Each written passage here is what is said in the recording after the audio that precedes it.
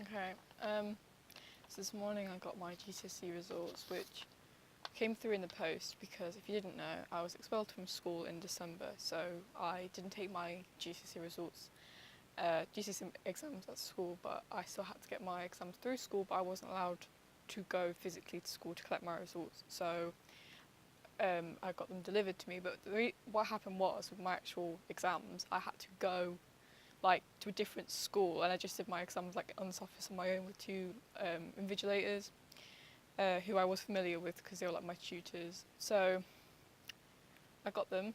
This is like my French result was on a separate piece of paper because it's from Pearson, whereas my other exams are all from AQA, which I know a lot of schools didn't do that. A lot of schools, English and maths don't tend to be AQA, but my school did that. It's usually just science to do AQA, but my school for some reason were like AQA all the way. Um, and I'm very disappointed in them. But I don't know, maybe perhaps for the reason people wouldn't expect, maybe. The GCSEs I did, I actually should have done more, but I had to drop four of my original courses because obviously I don't go to school anymore. So I had to drop them because I can't do drama like in a library because that's what I used to do. I used to have a tutor for 2 hours a day, 5 days a week, at a library near where I live. So it's like I didn't really have the option. I didn't have an option to like uh, do drama or media, which is something else that I did. So the only things that I've done really was I did. I should well. I'll tell you what I should have done. I should have done media, drama, computer science, and history. When I was at school, I dropped computer science because I just wanted the free time. I just wanted that, and I dropped that within like a month before I got expelled. There's actually a story behind that. Maybe one day I'll explain all of it. So that happened, and then with history, I was allowed to do it still, but I went out of my way to drop it because like I just thought, oh, I want to do French instead because I wasn't allowed to do French. When I started going to the library, like they didn't give me French, they just started giving me history, and I was like refusing to do it. And I said, it's not that I was bad at history because I wasn't. It wasn't something I could absorb the information in, and like I'd never finished the course while I was at school anyway. So it's like I felt like I was just having to learn on my own because it wasn't like my tutors were teaching me. It was supposed to be just revision, and everything that I was doing I had to do myself. So there was that as well. And then, so after I dropped history, and obviously I couldn't just do media and drama, like, I didn't have the facility to do that. So, but I had really enjoyed drama before. I'd always liked doing, I never did my coursework ever. That was never something I did. Like, I should have done it, but I got expelled before I could finish it anyway. But I wasn't keen on that aspect of it. But like the acting, on my last performance that I did before I got expelled, I got 16 out of 20, which was I think it was like the second or third highest grade in my class. And there was somebody who got full marks. That's because she cried heavily. I cried during my performance too, but not like she did. She really cried. And then with media, I used to be good at media, but again, coursework was my downfall. Like there was an essay that I did right at the start of year 9, and I got an A star in it, or equivalent of a 9 even it would be, because I did get 19 out of 20, but then I was moderated and I had one mark taken off, so I got 18 out of 20. Big difference.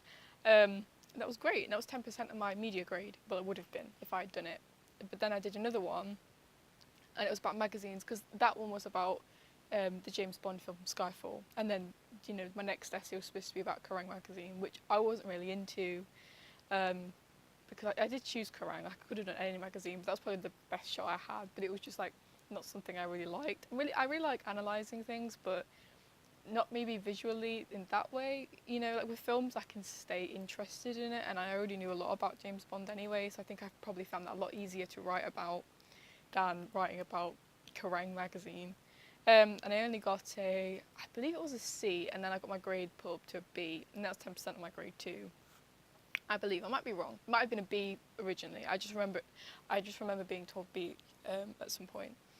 And then my coursework, I had basically you had like a draft to hand in, and your coursework is supposed to be 40%, and then the other 40% is supposed to be your exam.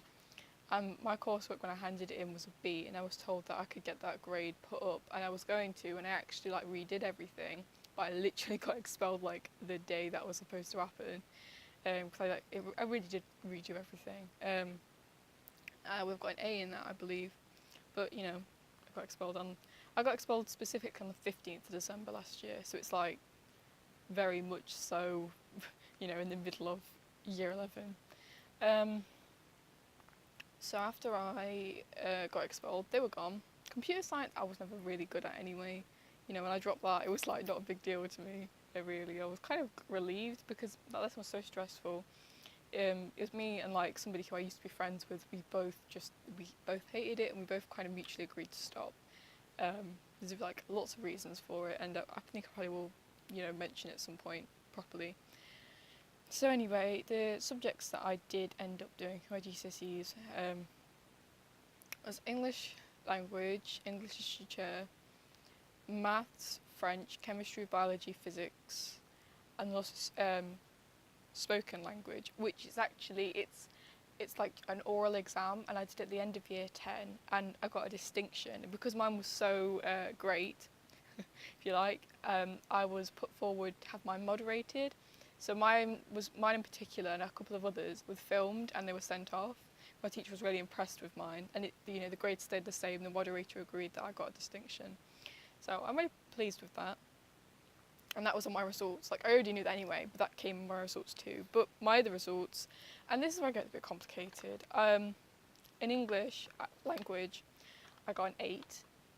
An 8 is an A star. Like that's quite clean cut, because a 9, because the grade system is now 1 to 9, and a 9 would be an A star star, and everybody knows that, you know, there's like no disputing that, but there's a reason why I'm saying this. And then it says spoken language, distinction as I said, and then this is where it gets interesting. Biology, 5. Now, a 5 to me, I would consider it like a low B, because a pass is a 4. And a 5 is like a high pass. So to me, that's a low B. I mean, you could say it's a high C, but for the sake of my sanity, I like to say it's a low B. So I've got a low B in biology, 5. English literature, I got a 5. I'm very disappointed. Actually, I'm very disappointed in this. Because all the time I'd ever done English literature as one of my best subjects, my second best subject actually. I'd always got 8s in that. I always got 8s in English literature. You know, I did really, really well. But it turns out, because my brother like loves looking at the data, it turns out that just to pass, just to get 4, you had to get 42% of the marks on those exams. That's how hard it was. So it's like, it's really frustrating to me. I can't even compare it to anybody, because everybody that I don't know anybody now, but it's like I have people on Facebook, obviously it'll come up in my timeline, but they've got like grade 8s and stuff, but it doesn't matter because they did EdXL, whereas I've done AQA, so it's not even the same. I can't even compare my results to somebody else, you know. And I think that's why a lot of schools don't do AQA with English, because they're very unfair. That's what my old teacher used to say. She used to say that they tend to make it so you have to get 50% just to pass. 40% is almost that. So I understand that, but it's ridiculous, you know. I'm very disappointed that I was really, really expecting to do a lot better, because when I did that exam, I thought I did brilliantly, and like both of them, I thought, wow, I've actually done so well. But no, I haven't. I only got a 5. You know, that's ridiculously low, considering what I was looking for. Same with biology really, because the interesting thing about biology for me is ever since from year 9 right at the start up until December of 2017, biology was my forte. I got grade 9s and 8s constantly. I did super well in science, especially biology. It's all I ever tried to do. I got on really well with the main teacher I had. It was great. But then as soon as I stopped, I just lost all motivation for biology. I didn't want to do it anymore. I wasn't interested. Like nothing was getting my attention for biology anymore. I didn't have like a specific tutor for biology, and the people I did have, they were primary school teachers. They didn't even know about biology. I was basically teaching them. So it wasn't even like I had the motivation to do well anymore. And I got a 5 in biology, which is disappointing, because, you know, a year ago, if I'd taken the same exam, I probably would have gotten an 8, you know. but it's just the way it is now. I haven't got anything to, you know, to show for all the effort that I put in for 2.5 years. What do I have to show for it? And there's nothing, just a grade 5. So that really disappointed me. Biology and English literature, I'm probably the most disappointed in those grades out of all of them. I think those two really bothered me. In English language, I was predicted a 9, not an 8, and that kind of bothered me because every time I had done English language before, I'd actually gotten almost full marks. And at one point, I had gotten full marks. You know, I usually was like 2 marks or full marks on those exams. I'm very good at English language, probably because I write poetry and books and things. So I'm glad about a grade 8. You know, it could have been a lot worse. I know that, but it would have been nice to have gotten a 9 so I could, you know, really be like, oh, because a 9 is like people who are the 1%, the top 1%, you know, the top 1% and the top 1%. That's crazy.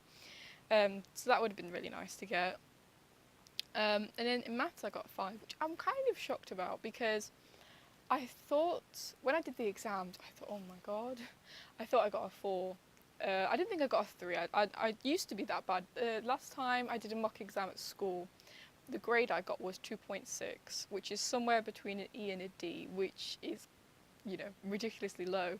And it's because, you know, my school was very bad at teaching maths, like really bad. I was put in a really high class, considering the band I was in, you know, because there's like 3 classes per band, and I was in this thing called B band. A band is the highest, and that's very smart, and it goes A1 to A4. Obviously, people in A1 are the the smartest of the smart, you know, like that top 1%.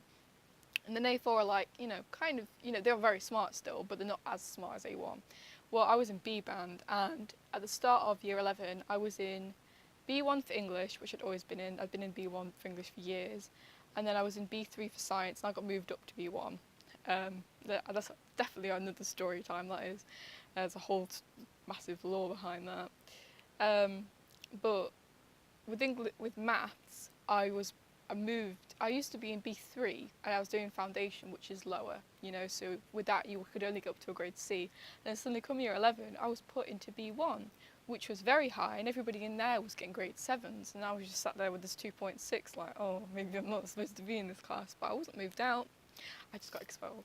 So I don't even know what would have happened. I wonder if I would have been moved back down. I don't actually know. But like, my teacher never really said anything about it. There was a couple of people who did worse than me. He never said that it was like ridiculously bad. I think he kind of just thought, oh, you could do better than that. But considering for the past year, all I had done was foundation. Because in year 9, my class was considered a higher class. You know, we had like really high grades were required of us, whereas in year 10 it was foundation for our class, so I was just expected to get a C. So I did that for a whole year. So technically I was like a year behind everybody else in maths because I'd moved up and everybody had done all these things I never learned because I did foundation. And B3 remained a foundation class in year 11, so if I'd stayed there I would have done foundation. Obviously I didn't want that. I did want to do higher, and I'm glad I did higher in the end. So a 5 in maths I'm okay with. The highest I ever got, you know, while I was being tutored on a practice exam was a 6. So it's like a 5 is basically the same thing in my opinion. That's all right with me. A physics, I'm filming.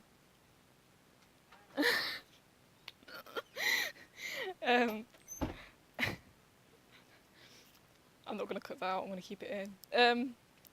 And then in physics I got a 5, which again, same thing as maths. In physics I was expected to get a 6. Well, I was expected to get 6. I used to get 6s, like towards the end, because I moved up, because like I said, my class, in year 9 and year 10 we were a higher class for science, B3 was higher.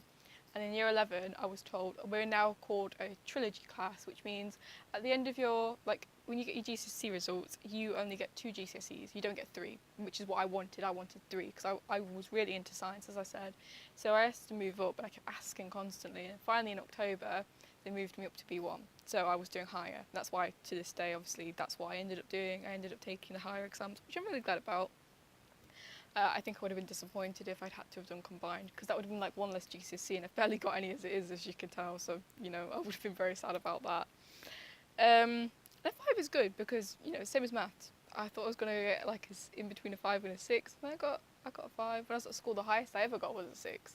So it's really like, I'm kind of shocked I did that well in physics, to be honest, because the thing you've got to understand with me in science is I did no revision because I lost, like I used to constantly, it's all I ever did, but because I lost all motivation for the subjects thanks to, you know, a lack of support, if you like. Maybe it's kind of my fault, but I'm one of those people who need to be motivated by other people. So thanks to the lack of support, I ended up getting, you know, like not very well.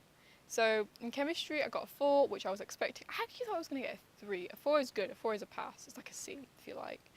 And I barely answered any of the questions on that. I thought it was really difficult. And then on French, I got a 4. And it actually tells me my mark. I got 99 out of 280. I was predicted a 6 or a 7 for French, so that is very low. But then again, all I had ever done was foundation.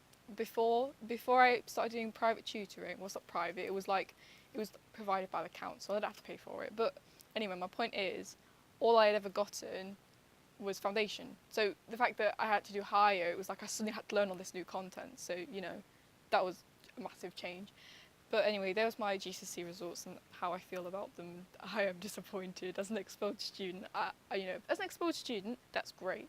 But as me, I'm disappointed overall. That is like how I feel about my results. But maybe I'll do something better in the future. Who knows?